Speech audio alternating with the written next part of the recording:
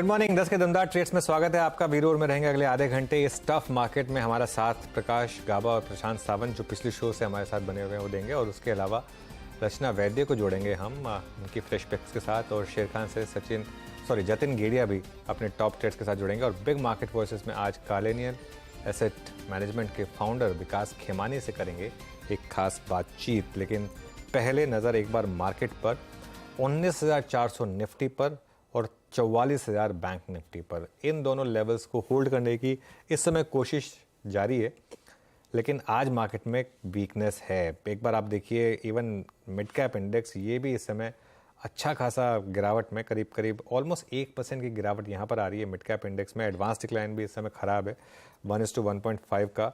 Top losers में काफ़ी financial names हैं। M&M फाइनेंस हो गया, मन्नापुरम हो गया, IDFC ट्विंस हो गए, L&T फाइनेंस होल्डिंग्स हो गया, आदित्य बिरला कैपिटल, इंडिया बुल्स हाउसिंग, श्रीराम फाइनेंस, काफ़ी स्टॉक्स, इवन बजाज फिनसर्व, एक्सिस बैंक, ये स्टॉक्स हैं जो काफ़ी वीक हैं इस समय। और तेज़ी वाले शेयरों में गैस स्टॉक्स, महानगर गैस, IGL, गुजरात गैस, उसके अलावा कुछ सीमेंट स्टॉक्स जैसे कि रैमको सीमेंट इस समय ट्रेड कर रहा है। वीरू वाकई क्रॉस कॉम्बिनेशन भी मार्केट में काफ़ी सारे हैं। अनुज, अभी निफ्टी और निफ्टी बैंक को छोड़ते हैं, लेकिन एक बार हल्का सा डिस्कशन निफ्टी आईटी पे करते हैं। हमने निफ्टी आईटी पे बहुत डिस्कशन नहीं किया। निफ्टी आईटी फाइनली अब 50 डिमा के नीचे। यूएस मार्केट जिस तरीके से बिहेव कर रहा है और जिस प्रकार से बॉन्ड यील्ड बिहेव कर रहे हैं वहाँ पर, अब एक अर्निंग सीजन स्टार्ट होने से पहले निफ्टी आईटी के इस ड्रॉप को, इस फॉल को कैसे देखना चाहिए? स्पेशली आईटी में एक चीज़ आप समझिए, हम हालांकि पॉजिटिव रहे हैं, एक चीज़ अब आईटी में प्ले आउट हो चुकी है, वो था अंडर वैल्यूएशन का प्ले। अब आईटी स्टॉक्स वापस थोड़े महंगे हो गए हैं, प्लस अब अगर इंटरेस्ट रेट्स यूएस में इसी तरीके से बढ़ते रहे तो वापस वैल्यूएशन का खतरा आएगा आईटी स्टॉक्स पर। तो आई थिंक एक बड़ी ट्रेड जो आईटी पे थी वो आके जा चुकी है। अब हम थोड़ा सा आईटी पर यहाँ से थोड़े से कॉशियस रहेंगे। एक बार देखते हैं यूएस में किस तरीके का मूड माहौल बन रहा है, उसके बाद एक फ्रेश व्यू लेंगे। लेकिन वो जो एक बड़ी ट्रेड थी वो मेरे ख्याल से आके आईटी में जा चुकी है। बाय द वे वीरू, वो लिस्टिंग हो रही है, थोड़ी सी डिसअपॉइंटिंग लिस्टिंग है। करीब अपडेटर की करीब 291, 300 रुपये इशू प्राइस था, 291 रुपीज़, 290 पर लिस्टिंग, करीब 3% नीचे। वीरू, फिर ट्रेड्स लेना शुरू करें फिर? बिल्कुल, चलिए पैनल से ट्रेड लेते हैं। हमारा स्क्रीन पर पैनल पूरा का पूरा मौजूद है। प्रशांत सावंत, प्रकाश गाबा सर, जतिन गेड़िया, शेर खान से और रचना वैद्य हमारे साथ जुड़ चुके हैं। आप सभी का स्वागत है कार्यक्रम में। और एक डिफिकल्ट डे है। रचना जी, पहले मैं आपसे शुरुआत करूंगा। बताइए आपका व्यू क्या है इस वक्त? 2 स्टॉक्स कौन से चेज कर रही हैं आप? जी, गुड मॉर्निंग। मेरे व्यू में नेगेटिविटी बरकरार रहेगी। मेरे हिसाब से निफ्टी ने जब 19,500 तोड़ा है तो अब जो स्ट्रॉन्ग सपोर्ट आता है वो 19,250 पे आता है, और बैंक निफ्टी पे 43,800 पे आता है। उससे पहले दोनों इंडाइसेस में सपोर्ट नहीं है, तो नेगेटिविटी पोजिशनली बनी रहनी चाहिए। और मेरे जो 2 कॉल्स रहेंगे दोनों शॉर्ट साइड पे रहेंगे। एक होगा एयरटेल का फ्यूचर्स, भारती एयरटेल, दूसरा होगा एसीसी का फ्यूचर्स। पहले अगर एसीसी की बात करें, एसीसी में फिलहाल 2026 पे है प्राइस फ्यूचर्स पे। यहाँ पे अगर 2038 का एसएल लगाया जाए तो यहाँ पे ये नेगेटिविटी जो बनी हुई है ओवरऑल मार्केट में भी और इस स्टॉक में भी, ये इस काउंटर को डाउन साइड पे 2015 और उसके बाद 2000 पे लेके जा सकती है। जहां तक एयरटेल की बात है, एयरटेल ने भी सुबह से बहुत कोशिश करी ऊपर जाने की, बट इट इज फेलिंग। और यहाँ पे 927 पे अगर एसएल लगाया जाए तो डाउन साइड पे ये काउंटर बहुत ही जल्दी 917 और उसके बाद 913 पे जाता हुआ हमें फ्यूचर्स पे नजर आ सकता है। ओके, चलिए ठीक है। ये इस समय भारती एयरटेल पर एक व्यू आ गया। गाबा सर, आपकी फ्रेश पिक्स क्या होंगी? मुझे लगता है कि कमिंस इंडिया, यस, ध्यान देना चाहिए। 1697 पर ट्रेड कर रहा है, थोड़ा एग्रेसिव कॉल है। स्टॉप होगा 1680 का, अपसाइड टारगेट 1720 के नजर आते हैं। दूसरा स्टॉक जो पसंद है इस वक्त, आई थिंक वो रहेगा महानगर गैस लिमिटेड। थोड़ा स्ट्रेस्ड है, 1120 का स्टॉप लगाना चाहिए। पॉसिबल है कि 1160 देखने को मिल सकते हैं। ओके, महानगर गैस 1141 पर आपका व्यू यहाँ पर, और 32 रुपये ऊपर डे हाई की ट्रैजेक्टरी मार्केट ट्रेड करता हुआ। स्ट्रांग मूव यहाँ पे दिन के सर्वोच्च रुपए आके कल के स्विंग के बाद भी ट्रेड करता हुआ। जतिन गेड़िया साहब मौजूद हैं शेर खान से। Jatin, good morning. आपके 2 कन्विक्शन आइडियाज इस वक्त के? Good morning everybody. तो मेरा जो वन ऑफ द पिक्स था वो भी कुमियंस इंडिया था, तो गाबा सर के साथ मैं भी जाना चाहूंगा। मेरे को लगता है जो 200 डे मूविंग एवरेज पे एक परसों के ट्रेडिंग सेशन में एक बुलिश कैंडल फॉर्म हुआ था और आज हमने देख रहा है कि वो follow up through buying momentum दिख सकता है। इसमें सपोर्ट पे आ गया है 200 डे मूविंग एवरेज और 40 वीक के एवरेज पे। तो हमें लगता है कि क्यूमियंस इंडिया यहाँ से बाय करके चलना चाहिए। टारगेट रहेगा 1850 और स्टॉप लॉस हमें रखना होगा 1660 पे। जो मेरी दूसरी वीक होगी वो गैस स्पेस में से है आईजीएल। तो आईजीएल ने 61.8% रिट्रेसमेंट लेवल पे आके एक बुलिश फॉर्मेशन चार्ट पैटर्न किया है। हमें लगता है कि मोमेंटम जारी रहना चाहिए ऊपर की तरफ। मेरे टारगेट्स 490 के रहेंगे और स्टॉप लॉस हमें 456 का लगाना है। ओके, आईजीएल पिछले शो में भी ये पिक किया गया था, यहाँ पर अच्छा मूव हुआ। प्रशांत जी, आपकी फ्रेश ट्रेड इस समय की? जी अनुज जी, एक स्टॉक जो मुझे इस लेवल पे अच्छा लग रहा है वो होगा यूपीएल। अगर हम जो स्विंग लो से स्विंग हाई देखें, ऑलमोस्ट 50% रिट्रेसमेंट है, तो यहाँ पे मैं रिस्क रिवॉर्ड के हिसाब से इसको लेना चाहूंगा। मेरा स्टॉप लॉस होगा 592 स्पॉट में। जो टारगेट में देख रहा हूँ करीबन 630 तक का देख रहा हूँ। और उसी लॉजिक पे एक वीक मार्केट में मुझे स्ट्रॉन्ग स्टॉक जो था एमएनएम, तो इसमें जो 2 दिन की गिरावट आई है और 1500 का एक अहम सपोर्ट है, तो मेरा यहाँ पे स्टॉप लॉस 1500 के नीचे यानी 1490 होगा, 1490। टारगेट जो मैं देख रहा हूँ वो होगा 1545 से लेके 1550। ओके, मैंने प्रशांत जी की कॉल 1511 के स्तर पे। अच्छा, इससे पहले कि हम कुछ और स्टॉक्स पे जाएं या फिर अब बिग मार्केट वॉइसेस की तरफ जाएं, एक दो स्टॉक्स पे आउटलुक और ले लेते हैं। आज सुबह से एस्ट्रल बहुत हरकत कर रहा है, 1980 के जोन पे आके ट्रेड करता हुआ। रचना जी, जरा एक बार एस्ट्रल पे व्यू दीजिएगा अपना। धीरे धीरे ये स्टॉक भी पिछले 5-7 सेशन में कोलैप्स हुआ है। क्या आपको कोई सीरियस साइंस ऑफ डिस्ट्रीब्यूशन नजर आ रहे हैं इसमें, कोई बड़ा कोलैप्स? क्योंकि लास्ट टाइम जब रिट्रेस हुआ था 100 डेमा तक 22 सितंबर को, तो एक बहुत अच्छी बाइंग आई थी। अभी एस्ट्रल पे आपका व्यू क्या है? जी, मुझे यहाँ पे डेफिनेटली फॉल फर्दर एग्रेवेट होता हुआ नजर आ रहा है और ये काउंटर जब तक 1900 से डाउन रहेगा तब तक ये नेगेटिविटी इसमें बनी रहेगी। डाउन साइड में अगर इसमें बाइंग मुझे दिख रही है तो 1810 के आसपास दिख रही है। 1800 से 1810 के बीच में जब ये भाव जाएगा तब वहां पे एक स्विंग अपसाइड पे जनरेट हो सकता है। तब तक यहाँ पे फॉल बरकरार रहना चाहिए और 1810 के लेवल्स दिखने चाहिए। ओके, गाबा सर, एक बार इंडसइंड बैंक देखिए। ऑब्वियसली आपके पोर्टफोलियो में आपको उससे खैर डर लगेगा नहीं, लेकिन ट्रेडिंग पॉइंट ऑफ व्यू से क्या व्यू बन रहा है यहाँ पर? बेचना चाहिए, शॉर्ट करना चाहिए। ट्रेड कर रहा है 1402, शॉर्ट स्टॉप लगाना चाहिए 1417 का इंडसइंड बैंक में। ये मेरे पोर्टफोलियो में है। मुझे लगता है 1375 भी देखने को मिल सकते हैं। That means a good move down is possible. अगर वो टूटा तो और 1350 भी पॉसिबल है। यहाँ पर थोड़ा फटीग नजर आता है इंडसइंड बैंक। ये स्टॉक मेरे पोर्टफोलियो में है, देखिए, और मुझे डर नहीं। बिल्कुल। देखिए वीरू, मैं ये इसलिए बता रहा था, कई लोग को ये चीज़ समझने में थोड़ी सी परेशानी होती है कि जिस स्टॉक में आपकी पोर्टफोलियो होल्डिंग है उसको आप शॉर्ट कर सकते हैं, नहीं कर सकते हैं। बिल्कुल कर सकते हैं। अगर आपका व्यू ये है कि नियर टर्म में शॉर्ट करके पैसा बन सकता है, लेकिन लॉन्ग टर्म में आप कॉन्फिडेंट हैं, तो कोई दिक्कत नहीं है। ये एक एग्जांपल मिल गया आपको कि इंडसइंड बैंक में नियर टर्म में भले ही शॉर्ट करके बना रहे, लेकिन गाबा सर ने फिर रिकमेंडेशन, फिर डिस्क्लोजर साफ साफ दे दिया कि नहीं, मेरे पोर्टफोलियो में है लेकिन ये, और मुझे उसमें कोई दिक्कत नहीं है। वीरू,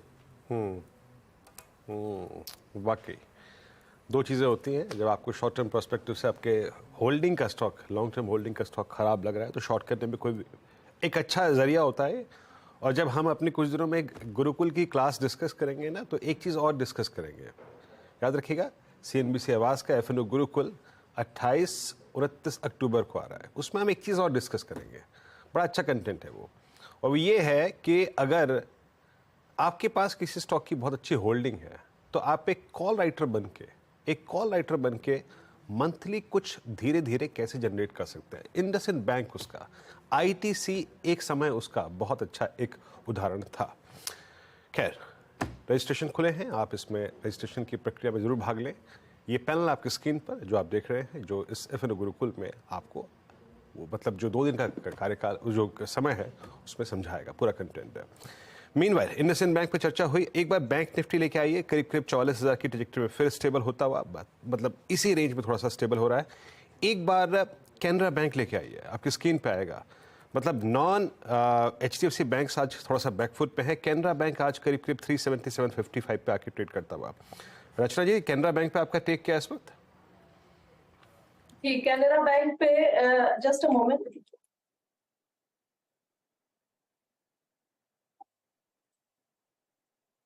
कैनरा बैंक पे मेरा व्यू यही है कि यहाँ पे सपोर्ट बहुत नजदीक है, करीब करीब 375 के आसपास यहाँ पे सपोर्ट आता है, तो प्राइस को वहां पे पहुंचने दीजिए, वहां पे जरूर जाएगा और वहां से एक अपस्विंग जनरेट होने के चांसेस है।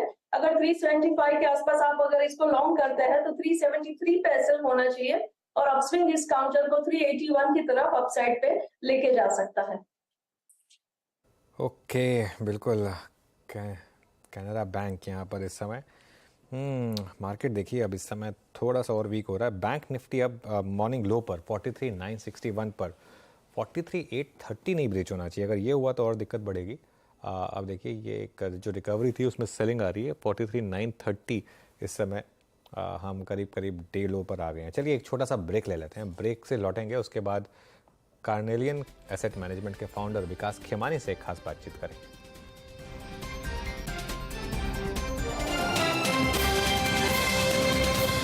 बैक बिग मार्केट वॉइसेस में आज कार्नेलियन एसेट मैनेजमेंट के फाउंडर विकास खेमानी जुड़े हैं। विकास खेमानी करीब 2.5 दशक से कैपिटल मार्केट से जुड़े हैं। कार्नेलियन की स्थापना से पहले विकास ईडलवाइस के साथ भी 17 साल तक काम कर चुके हैं और विकास के साथ खैर मेरा एसोसिएशन काफ़ी लंबा रहा है और मैंने जब अपना करियर शुरुआत किया था तब मैं उस समय विकास से बात किया करता था फ्यूचर्स एंड ऑप्शंस को लेकर। उस समय वो एक एफ&ओ ट्रेडर थे, वहाँ से उनकी जो जर्नी है वो बहुत शानदार रही।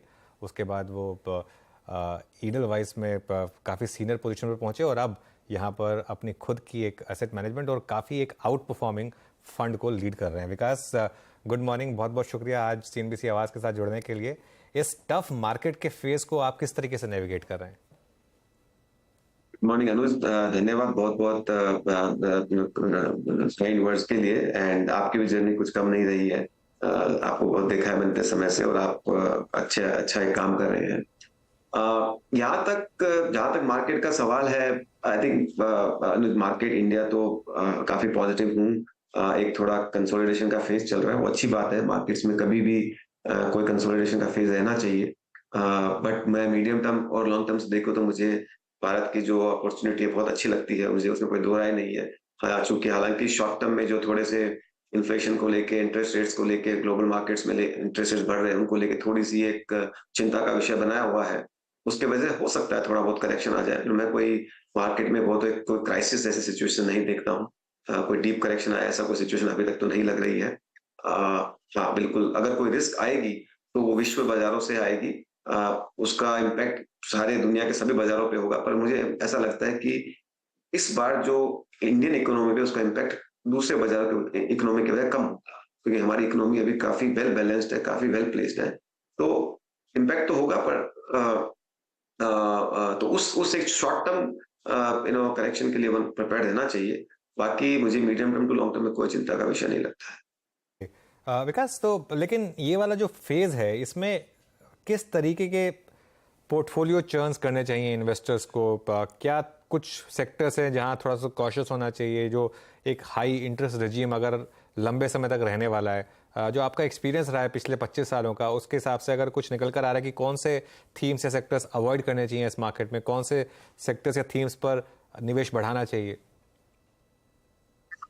बिल्कुल एक ये कहना चाहूंगा कि जहां जहां भी एक्सुबरेंस है, यूफोरिया है, जो काफी पॉकेट्स में है, specially small mid cap space में, यहाँ पे हमको सबको लगता है कि ये बहुत ज्यादा हो रहा है, वहां पे बिल्कुल कॉशियस और सावधान रहने की जरूरत है।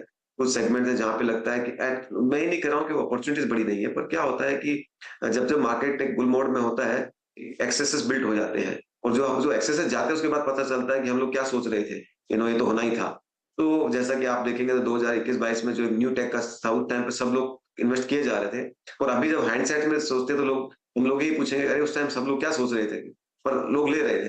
तो ऐसा ही आज की सिचुएशन में भी होगा। ऐसे काफी सेगमेंट है, सब सेगमेंट है जहाँ पे थोड़े से एक्सेस बिल्ड हुए हैं, उनसे केयरफुल रहना चाहिए। अगर आप उनमें इन्वेस्टेड है तो आप उनमें निकल सकते हैं, but at the same time markets में काफी अपॉर्चुनिटीज हैं जो रीजनेबल वैल्यूएशन पे भी है, रीजनेबल दामों में भी, और रीजनेबल ग्रोथ प्रोस्पेक्टस भी हैं, उनमें आप इन्वेस्ट कर सकते हैं। सो हम जहाँ पे अभी थोड़े से वैल्यू हमको नजर आ रही है, अपॉर्चुनिटीज आ रही है जहाँ पे पीएसयू बैंक एक ऐसा सेक्टर है जहाँ पे ग्रोथ भी है और वैल्यू भी नजर आ रही है। फार्मास्यूटिकल ऐसा सेक्टर है जहाँ पे 10 साल के बाद थोड़ा एक अच्छा माहौल बनते हुए नजर आ रहा है और ग्रोथ का माहौल बनते हुए नजर आ रहा है। वैल्यूएशन रीजनेबल स्पेस में है और ये एक सस्टेनेबल 3 से 5 साल का फेज नजर आ रहा है। तो इसमें आप देखेंगे तो मुझे लगता है अच्छी रिस्क एडजस्टेड रिटर्न वाली अपॉर्चुनिटीज है।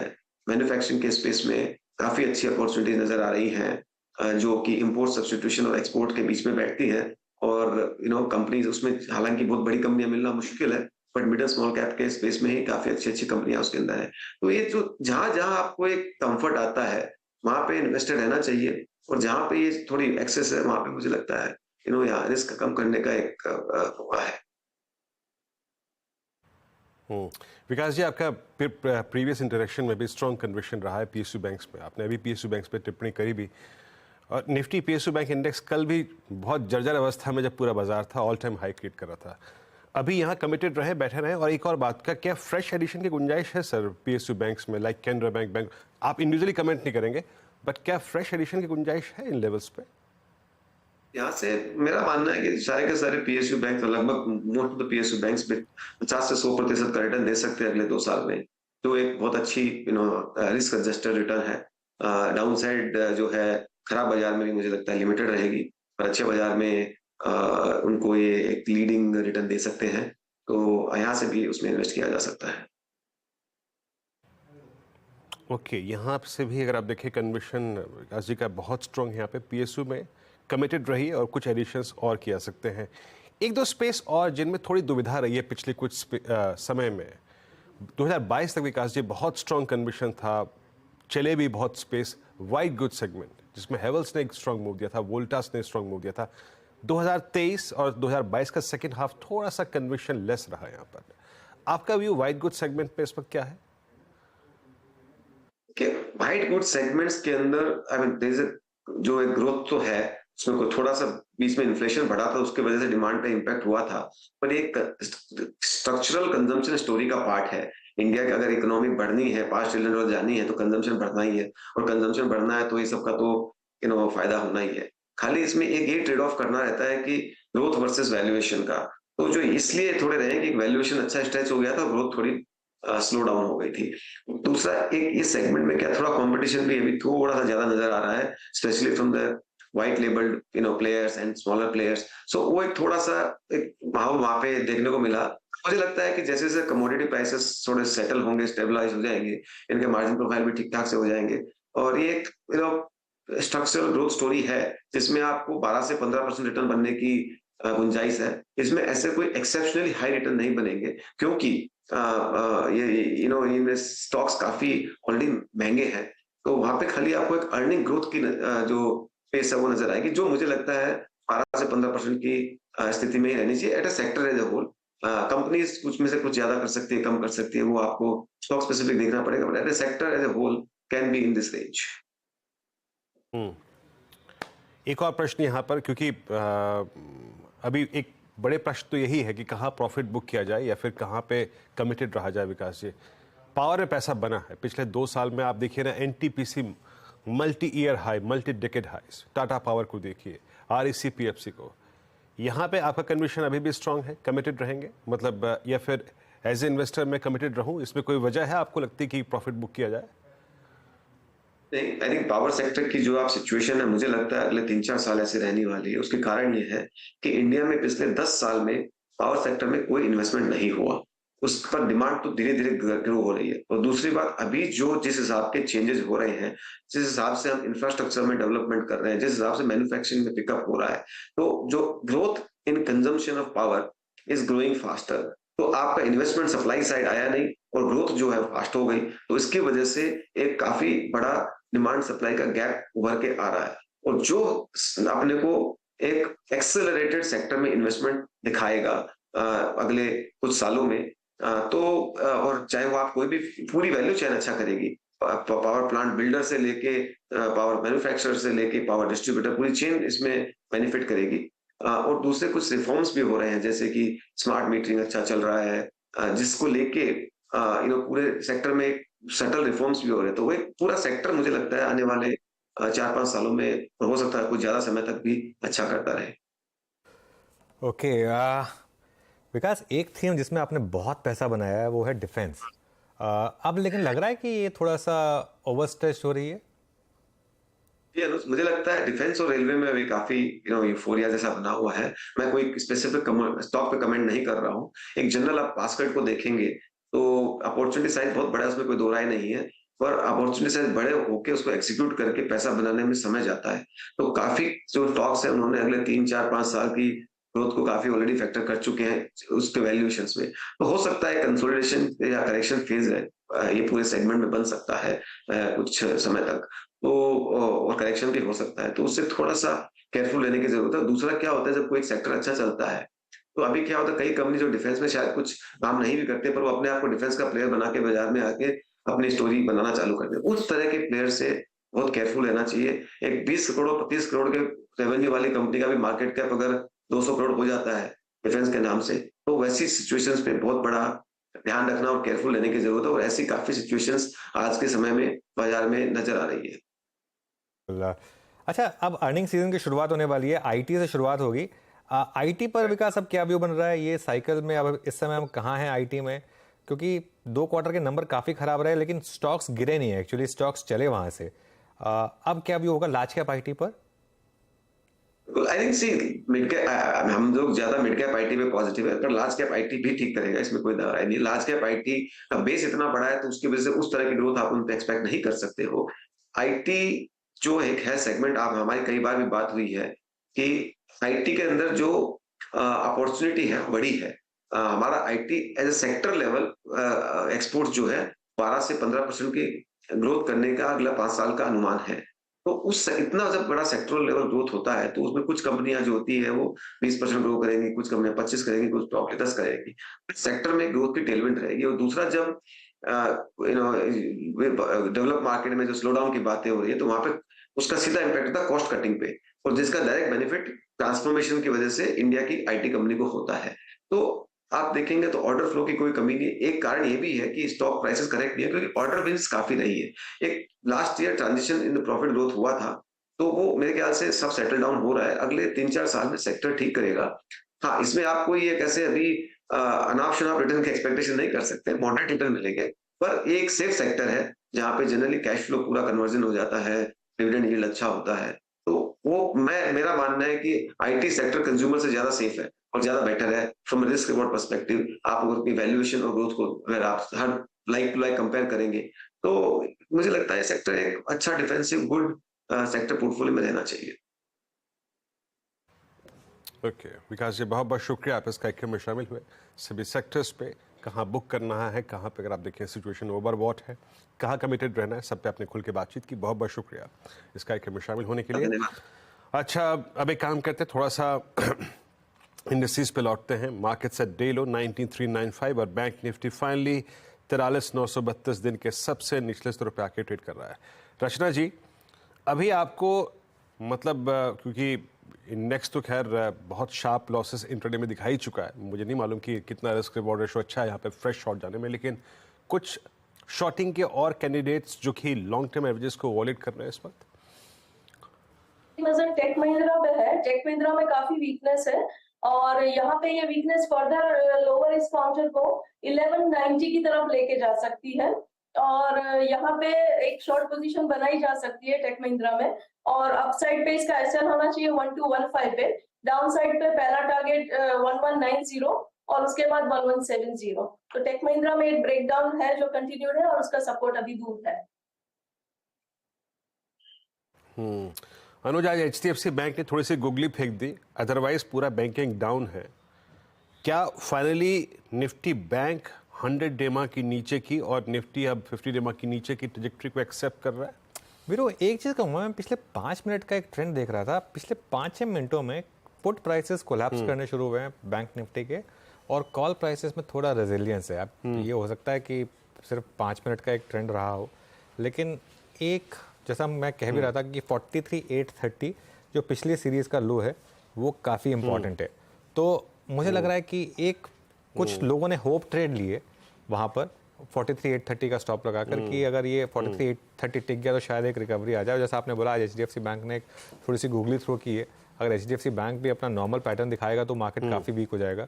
मेरे ख्याल से अब आपके लिए एक रीजनेबल लो बन गया है आज का लो बैंक निफ्टी का, आप उस पर नज़र रखते हैं। अगर वो टूटा तो मेरे ख्याल से बड़ी डिक्लाइन आएगी, अगर वो बच जाता है तो एक बार के लिए फिर हो सकता है कि सेकेंड हाफ में थोड़ी सी कवरिंग आ जाए।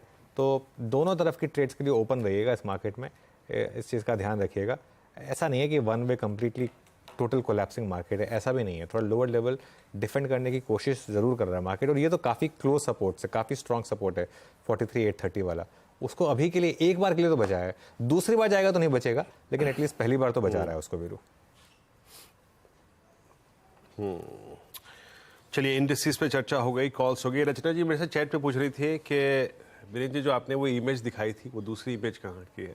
बहुत से लोगों के मन में ये पशुपेश होगा। तो रचना जी दूसरी इमेज है मुंशियारी की, आप काठ गोदाम से ट्रेन से पहुंच सकती हैं वहाँ पे, और फिर वहाँ से लगभग 9 घंटे की 10 घंटे की जर्नी है। कभी मौका मिले तो ये दो जगह जरूर कवर करिएगा, बेहद खूबसूरत है, बेहद खूबसूरत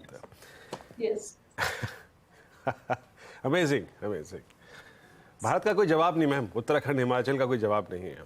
खैर अब एक काम करते हैं, आप सभी को एक बार फिर से शुक्रिया अदा करते हैं इस कार्यक्रम में मौजूद रहने के लिए रचना जी, और आप सभी को मार्केट से डे लो मुझे और अनुज को फिलहाल आज्ञा दीजिए। मेरे ख्याल से नीरज जी उपस्थित है डायरेक्टर साहब। हाँ बिल्कुल हैं वीरू, और आपने जो बात कही ना, मैं उसमें एक चीज़ और जोड़ देता हूँ। आपने सिर्फ हिमाचल और उत्तराखंड की बात कर दी क्योंकि वो थोड़ा सा आपका एक बायस है उस साइड का, वरना इधर आप डाउन साउथ आ जाइए, महाराष्ट्र में भी एक से एक ब्यूटीफुल ट्रैक्स हैं, और वीकेंड पर हमको बहुत जाने को मैं एक्चुअली यही कहने वाला था कि हमारे काशिद और लोनावाला, खंडाला ये सब भी बहुत शानदार, महाबलेश्वरी बहुत अच्छा है। हाँ रत्नागिरी वो एक मैं घूम चुका हूँ। हाँ नहीं तो उनका भी नाम आप ले सकते हैं, ये थोड़ी खाली मुंशियारी अच्छा है। और एक चीज़ इंडिया का नॉर्थ ईस्ट बहुत शानदार है, बहुत शानदार है इंडिया का नॉर्थ ईस्ट। एक्चुअली क्या शानदार नहीं है, आप लोग मालदीव जाते हैं, आप अंडमान चले जाइए, इतना शानदार बीच वहाँ पर है, और सब कुछ सब चीज़ों, वो उड़ीसा का, अगर आप ईस्ट साइड में ट्रैवल करते हैं ना, जो वो उड़ीसा का वो जो नीचे का दिखाई देता है उस साइड का, अलग ही मतलब ब्यूटीफुल बीच है। तो खैर सब कुछ है इंडिया में, ऐसा कुछ नहीं है कि जो नहीं है। कुल मिला के लोग क्यों बाहर जाते हैं मुझे समझ में नहीं आता है। मैं तो खैर बहुत कम जाता हूँ, मैं तो जितनी भी ट्रैवल करनी होती है ज़्यादातर इंडिया में ट्रैवल करता हूँ। खैर अब नीरज जी आ गए तो बागडोर नीरज जी को सौंप देते हैं। काफ़ी टफ दिन है नीरज जी, अब संभालिए यहाँ से आप।